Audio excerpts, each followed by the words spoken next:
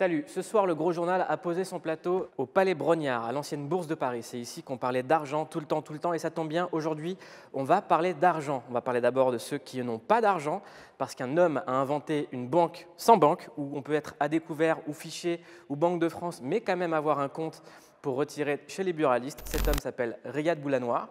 On parlera de l'humiliation du moment où votre banquier déchire votre carte bleue parce que vous êtes interdit bancaire. Il l'a fait devant moi, ouais. Il l'a fait devant moi, et puis, mais d'un autre côté, on ne devient pas interdit bancaire pour rien, on le sait très bien. On va également parler d'argent, de réussite avec un modèle qui s'est imposé dans la télé-réalité et qui parle beaucoup d'argent dans son émission Le Mad Mag tous les soirs sur Énergie 12.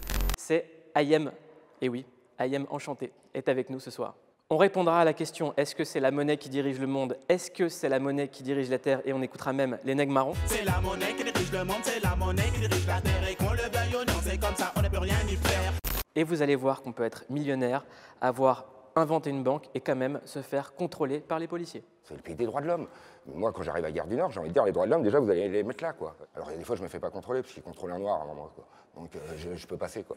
Mais la vérité, c'est que tu te fais contrôler, tu le vois très bien. Le mercredi, c'est Tony. Tony, c'est notre reporter en animation. Il joue avec les mots et les animaux. Ça s'appelle Tony, les animaux. Aujourd'hui, je me trouve au beau milieu de la forêt mi-fasole, face à un authentique Koalactus. Le Gros Journal en direct de la bourse avec Riyad Boulanoir, inventeur de la première banque sans compte bancaire, et Ayem, c'est maintenant.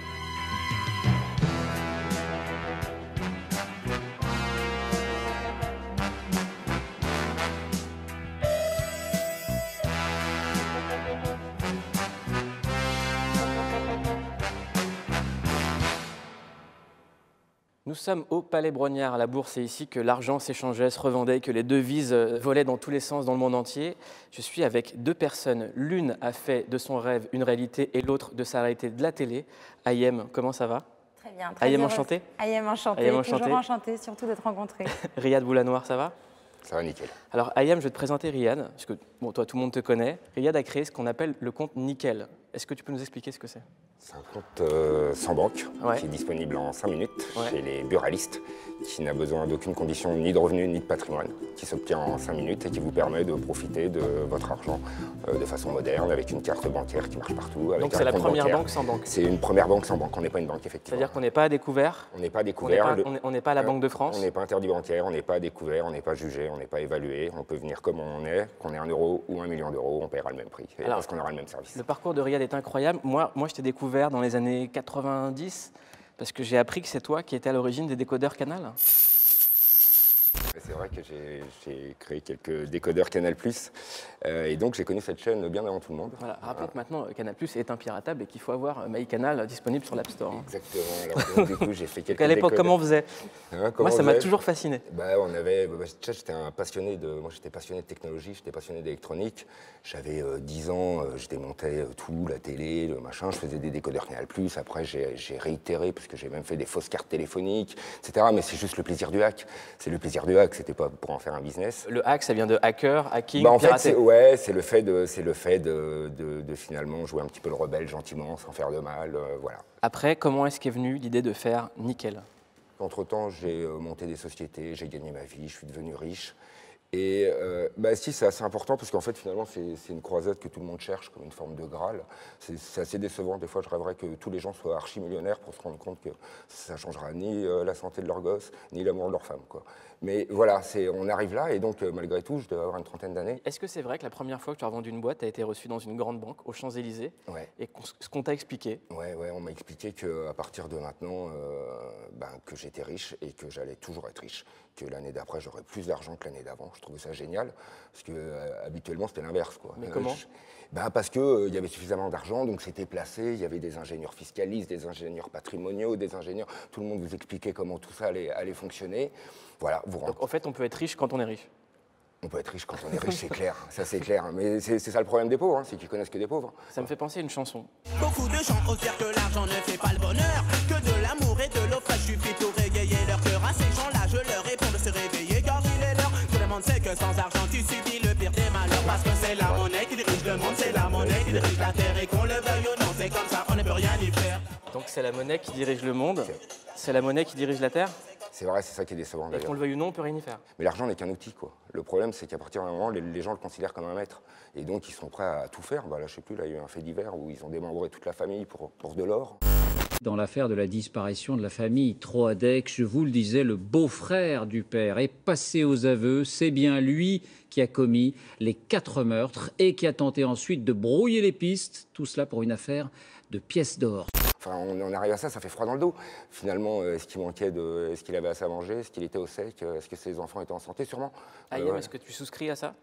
Oui, malheureusement, même, il y a une réelle considération quand on a de l'argent et quand on n'en a pas. On sent une espèce de, je ne vais pas dire de discrimination, mais presque. Quand on a de l'argent et quand on n'en a pas, il y a vraiment une... Moi, j'ai remarqué C'est différent. qu'à partir du moment où j'avais de l'argent, tout ce que je disais devenait beaucoup plus intelligent. On disait exactement la même chose, mais sauf que maintenant, bah, vous comprenez celui. Puis effectivement, vous créez une sorte de fascination autour des autres. Oui, et puis ça marche dans tous les domaines. L'argent rend beau, même les gens qui n'ont pas un physique forcément agréable. L'argent rend intéressant. L'argent, c'est triste à dire, mais malheureusement, aujourd'hui, c'est une réalité. Alors Nickel, c'est une banque pour ceux qui n'ont pas forcément d'argent, parce qu'on peut être interdit bancaire et quand même y aller. Ouais. Moi qui ai connu l'interdit bancaire Moi aussi, voilà, on est les deux plus célèbres de France. Alors, parce que personne ne le dit, ça, personne généralement. ne le dit, non, Ouais. qui a été Banque de Ah bon, France. ça a été? Ah Oui, bon, oui, ah bon. c'est important de leur rappeler l'humiliation que c'est d'être Banque de France. Bien sûr, c'est super humiliant. Mais même tout Est-ce que simplement... tu as connu le banquier qui découpe la carte Ah ben, il devant l'a fait toi? devant moi, ouais, il l'a fait devant moi, ouais. Ouais, il l'a fait devant moi, et puis, mais d'un autre côté, on ne devient pas interdit bancaire pour rien, on le sait très bien. Je veux dire, il y a une forme de pousse au crime, vous avez un découvert, vous voyez bien les courriers qui arrivent, ils sont de plus en plus fins, tu as été interdit bancaire. Et les courriers, ils arrivent, ils sont de plus en plus fins. Alors, en l'occurrence, oui, ça m'est arrivé. Ah, mais c'était pas à yes. cause de moi, c'était à cause d'une personne que je fréquentais à l'époque. J'étais en couple avec quelqu'un et oui, ça m'est arrivé parce que j'ai eu un grand cœur et j'ai voulu l'aider, exactement. Et derrière, ce c'est n'était la- pas de ma faute, mais oui, je l'ai vécu. Parce que Nickel, personne n'y croyait. Non. Personne pensait qu'on pouvait monter sa propre banque. Comment est-ce que tu as fait? Moi, j'avais l'idée de mettre la technologie, mais la technologie n'est qu'une partie visible de l'iceberg, parce que derrière, vous avez tout un aspect réglementaire. Vous n'êtes pas une banque, mais vous êtes agréé par la Banque de France. Donc derrière, c'est un dossier de quasiment 5000 pages qui a mis 3 ans à être fait. Faut Faut de l'argent en stock pour être faut de agréé par la l'argent en Banque de stock. France? Ah, faut beaucoup d'argent en Faut stock. combien? Et ben, il a fallu, pour lancer le premier compte Nickel, il a fallu 24 millions d'euros. Et aujourd'hui, on a un endettement de 40 millions d'euros. Et aujourd'hui, uniquement aujourd'hui, depuis hier, je l'ai appris, on est à l'équilibre, c'est-à-dire qu'on ne dépense pas plus que ce qu'on gagne, quoi. Parce qu'il faut rappeler que 26% des Français sont constamment à découvert. Ouais. C'est une somme qui est énorme. Tu as déjà été à découvert ou pas? Oui, ça m'est arrivé. Avant la notoriété, oui, ça m'est arrivé. Comment est-ce qu'on gère ça? On ne le gère pas, malheureusement, c'est un petit peu compliqué. On travaille, on essaye de... Moi, à l'époque, je faisais des petits jobs à droite à gauche, en plus de mon travail d'appoint, pour essayer de combler tout ça. Mais oui, ça m'est arrivé régulièrement, d'ailleurs. Il y a aussi quelque chose de dingue, c'est que tu as quitté la France à partir du moment où tu as gagné de l'argent. Ouais. Pourquoi? Enfin, je suis quand même le seul exilé fiscal qui a payé ses impôts une semaine avant de se barrer, quoi. Donc, c'est vraiment... c'est pas, Donc c'est pas une décision économique, ouais, là, c'est non, vraiment enfin, politique. c'est jamais... C'est une tu décision sais, même- politique? Ouais, idéologique. Idéologique? Idéologique. C'est difficile en fait, hein. Moi j'ai beaucoup le regard de la société sur les gens maghrébins, enfin qui ont un teint basané. Il est douteux. Il est douteux. Il est pas du tout en phase avec les valeurs que la société française veut nous transmettre. Ces valeurs de liberté, d'égalité, de fraternité, je les retrouve pas dans le regard de la société. Alors maintenant ça va mieux. Une fois que tu as de l'argent, une fois que tu as fait plein de trucs, tout le monde que Riyad c'est génial, quoi. Tu vois, c'est ça. Tout le monde trouve que Riyad c'est génial. Tout le monde vote à gauche, tout le monde machin, mais ils veulent pas que leur fille elle épouse Mamadou ou Kader. Donc effectivement, donc c'est et Par contre, leur fils peut épouser Ayem. non plus. on vérifiera J'ai bien. 15 années, donc ça pose On pas de vérifie. problème. Ouais, une fille, c'est encore pas pareil. Encore, elles ont une autre. Elles trimballent une autre casserole, les filles. Rien que le fait d'être femme. Enfin, je veux dire, la société n'est pas plus raciste qu'elle est sexiste. Je veux dire, les femmes sont complètement...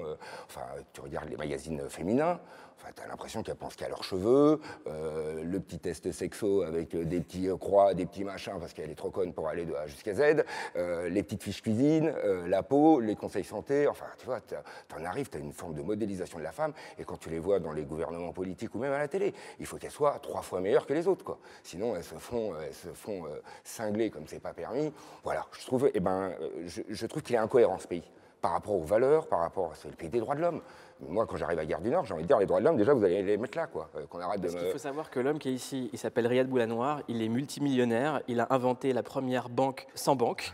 Mais quand il arrive à Gare du Nord, il se fait contrôler. Ouais, bah ouais, tu te fais contrôler et tu le sais très bien pourquoi. Alors, il y a des fois, je me fais pas contrôler parce qu'il contrôle un noir à un moment, quoi. Donc, je peux passer, quoi. Mais la vérité, c'est que tu te fais contrôler, tu le vois très bien. Ayem, pourquoi tu rigoles? Ça me fait rire parce qu'il dit tout ce que tout le monde pense tout bas et que les gens n'osent pas forcément dire à la télé.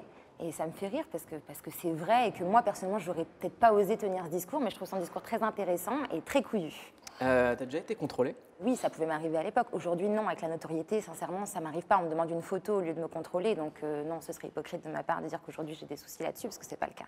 T'as déjà entendu parler d'Ayem? Non, je savais pas. Non, en fait, j'ai regardé, mais comme toi, hein, d'ailleurs, hein, c'est ma fille. Elle m'a dit, oh quoi, Ayem Nour. J'ai vu ses petites joues rosir comme ça, en me disant, oh, tu vas être à côté d'elle, etc. Non, je n'avais jamais entendu parler. On va te présenter la séquence qui a fait découvrir Ayem à tous les Français. Alors là, c'est un concours Il de va pas me enchanté. reconnaître quand c'était il y a 20 kilos. Hein. Quel accueil! Salut! Ayem, enchanté! Morgan. Quel accueil de fou! Ayem, enchanté! On s'est tous cachés pour toi. C'est super! J'adore l'accueil! Ayem, enchanté! Ayem, enchanté! Quel accueil vous me faites! Salut! Ayem, enchanté! C'est ton arrivée dans l'émission Secret Story. Ouais. Émission que tu n'as pas gagnée, mais tu es la candidate dont on a le plus parlé. Il doit y avoir au moins 200 candidats télé-réalité qui ont vu le jour depuis Love Story. On n'en retient pas beaucoup. Est-ce que tu peux nous raconter comment tu as survécu? Ouais, c'est le bon terme, survécu.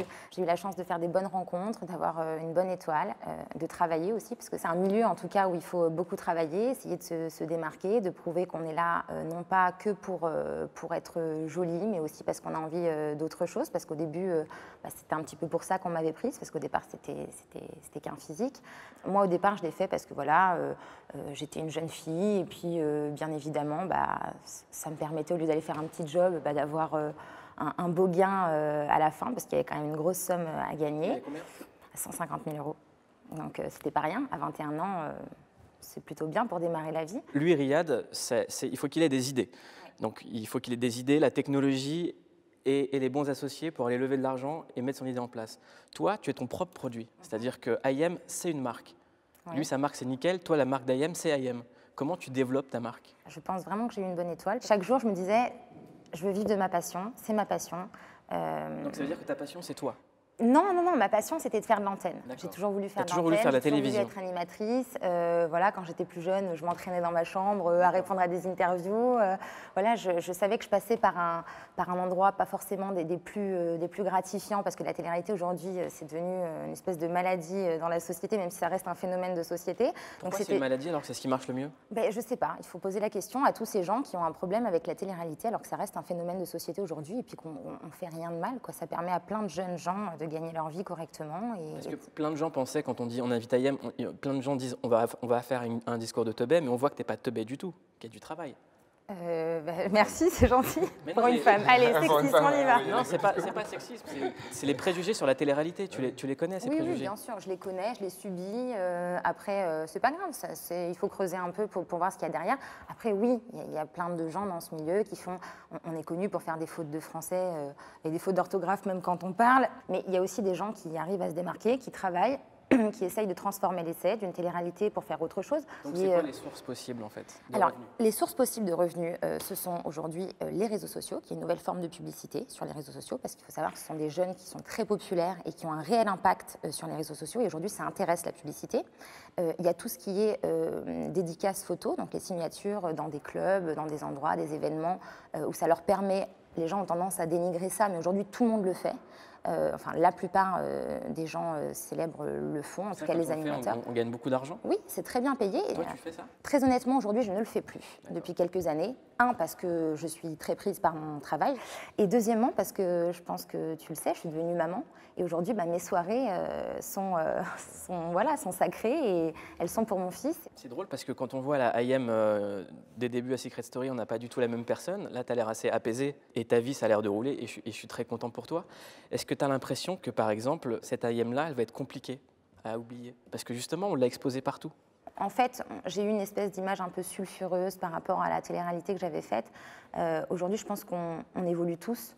Peu importe ce qu'on fait dans la vie, on évolue tous. On a tous été une adolescente ou un adolescent, une jeune femme, un jeune homme et un adulte. Moi, je trouve ça super dur. Hein, parce que Pourquoi tu dis, parce que, en fait, moi, j'ai eu juste accès un tout petit peu de notoriété, mais par ce que j'ai lancé, parce qu'avant, j'avais une vie plutôt simple hein, et plutôt tranquille. Hein, on ne m'appelait pas. Et le fait de voir l'image que tu dégages sur le public, des gens qui ne te connaissent pas, beaucoup d'amour hein, d'ailleurs, souvent, hein, c'est plutôt. Mais il y a un côté qui fait peur. Et t'entends dire, ils m'ont connu dans une télé-réalité, maintenant ils me connaissent maman, etc.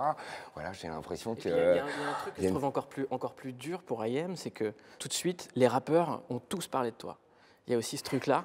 C'est parce qu'il y a eu beaucoup de rimes avec le M de la fin. On peut citer PNL qui dit « Tu garderas tes péchés comme IAM ». Tu peux te faire oublier, mais tu garderas tes péchés comme IAM. Sans aucune prétention, hein, vraiment sans aucune arrogance. Je pense qu'il y a eu un moment donné où il y a eu un tel buzz, un tel engouement autour de moi. Du coup, c'était un peu à la mode de citer, voilà, de me clasher, de citer mon nom dans une de leurs chansons. Surtout que j'avais ce côté un peu sulfureux, voilà. Donc. Ça te fait pas peur de te dire j'ai pas le droit à la moindre fausse phrase, à la moindre fausse parole. Ouais.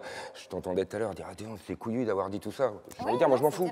Après je repars et c'est terminé quoi. Que ça plaise ou que ça plaise pas, j'ai pas de raison de le cacher quoi. C'est exactement ça. Je sais que toi je vais t'es en contrôle jugée. Permanent quoi. Toi t'es en contrôle Alors permanent. en contrôle non. Franchement j'essaye de pas être en contrôle permanent. J'essaye d'être assez authentique. Tout à l'heure il en parlait. J'ai eu plein de coups de gueule et en général je suis assez brute de pomme. J'essaye de dire ce que je pense. Mais oui effectivement je suis obligée de faire un petit peu attention parce qu'il y a des jeunes filles qui me regardent, qui me suivent sur les réseaux sociaux. J'ai pas envie de donner un mauvais exemple. Ça y est, t'es un symbole, quoi. Voilà, après, les rappeurs qui essayent de faire un petit peu de buzz en disant mon nom, en étant méchants, bah écoute, regarde où ils sont aujourd'hui. Et puis.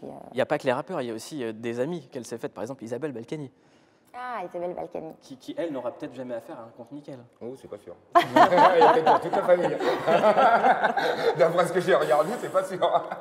C'est un concours de circonstances. Laissez la justice faire son travail. Tout à fait. Non, mais sur l'innocence, on est d'accord. Ça, moi, je rentre pas là-dessus, pour être très honnête. Là, c'est quoi cette amitié IAM Isabelle Balkany? Alors, moi, quand je suis avec quelqu'un, je ne juge que l'aspect humain.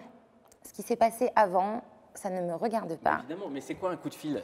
Salut IAM, c'est Isabelle, non, qu'est-ce qu'on fait cet Il après-midi? faut savoir que c'est une femme qui est... Non, c'est pas mal. C'est une femme qui est adorable, qui est très maternelle, que j'ai eu l'occasion de rencontrer. C'était un concours de circonstances. Moi, j'ai vu sur Twitter, les tweets sont fous. Ouais, les tweets sont fous, mais en fait, on avait des gens en commun. Il faut savoir que son fils a travaillé à l'époque sur Énergie 12. Il produisait une émission de poker. Donc, on s'est retrouvés comme ça, par le plus grand des hasards, un soir à un dîner. Et puis, c'est comme ça s'explique pas. Ça a fité entre elle et moi. Moi, parce que parfois, je peux être un petit peu plus mature sur certains trucs. Elle, parce qu'elle a un côté très jeune, très fêtarde et vraiment très bonne vivante. Ça a fité, on a discuté. Elle a un côté maternel, on a échangé, on s'est aimé, on s'est apprécié. Et voilà, après tout l'aspect justice et tout, moi, je ne me mêle pas de ça, ça ne me regarde pas. On a tous nos travers, on a tous, à un moment donné, fait des erreurs, quel que soit le domaine. Est-ce qu'il y a une connerie que tu regrettes ou un truc que tu referais pas? Très sincèrement, ce serait un petit peu gonflé de ma part de dire ça, parce qu'aujourd'hui, je suis là où je suis, peu importe ce qui s'est passé. Et à un moment donné, à l'instant T, j'ai fait ce choix-là de le faire. C'est qu'à ce moment-là, j'avais envie de le faire. J'ai pas envie, c'est trop facile aujourd'hui avec le recul de dire oh, j'aurais pas dû faire ci, j'aurais pas dû faire ça. Au moment où je l'ai fait, j'avais envie de le faire. Merci beaucoup. Merci d'avoir été avec nous. Merci à IAM, merci Riyad. Merci. Et merci à vous d'avoir regardé Le Gros Journal. On se retrouve demain à la même heure sur Canal+. L'émission quand vous voulez sur MyCanal. À demain.